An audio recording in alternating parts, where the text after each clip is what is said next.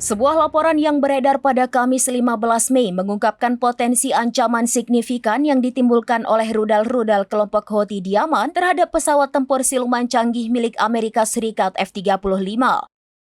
Menurut informasi yang dihimpun, sistem pertahanan udara bergerak milik Houthi yang mengandalkan sensor inframerah pasif disebut-sebut menghadirkan tantangan kompleks bagi kekuatan udara Amerika Serikat, termasuk jet tempur tercanggih mereka.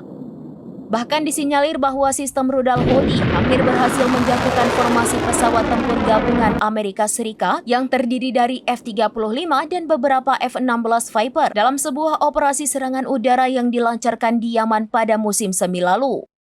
Meskipun dinilai masih dalam tahap pengembangan awal, kemampuan sistem pertahanan udara Houthi ini dianggap sebagai ancaman yang unik. Sifatnya yang improvisasi, sulit dideteksi, dan kemampuannya untuk muncul di berbagai lokasi menjadi perhatian tersendiri. Lebih lanjut, keberadaan sistem rudal ini berpotensi besar mengganggu jalannya misi militer Amerika Serikat di wilayah konflik Timur Tengah. Pada bulan sebelumnya, aktivitas pertahanan udara Houthi diduga kuat menjadi faktor pendorong peningkatan frekuensi penggunaan pesawat siluman seperti F-35 oleh Israel. Peningkatan ini terutama terlihat dalam serangan langsung terhadap sasaran-sasaran di Yaman, serta dalam penggunaan amunisi jarak jauh yang berbiaya tinggi dalam beberapa bulan terakhir.